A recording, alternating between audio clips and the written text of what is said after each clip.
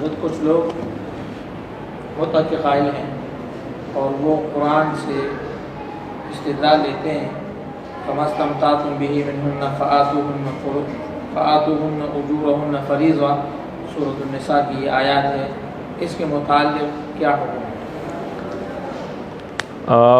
دیکھیں یہ ایک بحث ہے اور میں نے اپنے پیج پر اس کو پوری تفصیل کے ساتھ بیان کیا ہے، اور میں حیران ہوتا ہوں کہ یہ کس طرح لوگ ایسی باتیں کرتے ہیں، حالانکہ قرآن مجید میں یہ جو فَمَسْتَمْتَعْتُمْ بِهِ مِنْهُنَّ فَآتُوهُنَّ أُجُورَهُنَّ فَرِيضَةً یہ جو آیا ہے یہ نکاح کے معاملے میں ہے، اور بڑی خیانت ان کی یہ ہے کہ یہ متاع، استمتاع، تمتع قرآن میں بہت سارے مقامات پر آیا ہے، لیکن کہیں بھی انہوں نے ان کا ترجمہ متع نہیں کیا، ہر جگہ نفع دینا، نفع لینا، فائدہ اٹھانا یہ کیا ہے۔ مثلا زخرف میں ہے بل متعت ہؤلاء وآباءہم، اور یہاں بھی متع تو ہے، اس کا معنی انہوں نے نفع لینا لیا ہے۔ شعراء کے اندر ہے ما اغنی عنہم ما کانوا یمتعون، یہاں بھی یمتعون ہے، اس کا معنی انہوں نے متع نہیں کیا۔ عنکبوت کے اندر وَلِيَتَمَتَّعُوا فَسَوْفَ يَعْلَمُونَ، یہاں بھی وَلِيَتَمَتَّعُوا ہے۔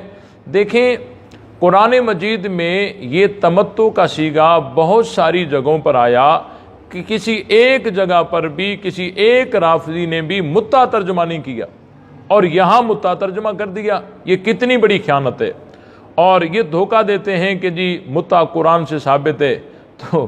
تو میں نے کہا کہ اگر متع قرآن سے ثابت ہے تو ان کا متع اسی طرح قرآن سے ثابت ہے جس طرح یزید قرآن سے ثابت ہے۔ بھائی سورہ شورا کے اندر ہے وَيَزِيدُهُم مِّن فَضْلِهِ کہ یزید جو تھا بنو امیہ کا وہ اللہ کے فضل میں سے تھا۔ اب کیا جواب دیں گے؟ سوائے اس کے کوئی جواب نہیں، کہا جائے گا کہ بھئی یزید کا ترجمہ کرو، تو یزید کا ترجمہ کرو تو فَمَسْتَمْتَعْتُمْ کا بھی ترجمہ کرو، بات حل ہو جائے گی۔ ان کا متع قرآن سے ایسے ثابت ہے جیسے یزید کو کوئی قرآن سے ثابت کرے۔ اور دوسری بات یہ دھوکہ دیا جاتا ہے کہ متع ایک نکاح ہے، یہ بالکل غلط بات ہے، واہی بات ہے۔ متع کبھی بھی نکاح نہیں، کیونکہ روافض کے ہاں بھی جس کی 4 شادیاں ہیں اس کو متع کی ممانعت نہیں ہے۔ اگر متع نکاح ہوتا تو نکاح تو 4 کے بعد تو نکاح جائز ہی نہیں ہے، تو ان کے مذہب میں 4 شادیاں کرنے والا بھی متع کر سکتا ہے۔ پتہ چلا کہ یہ متع جو ہے یہ نکاح نہیں ہے۔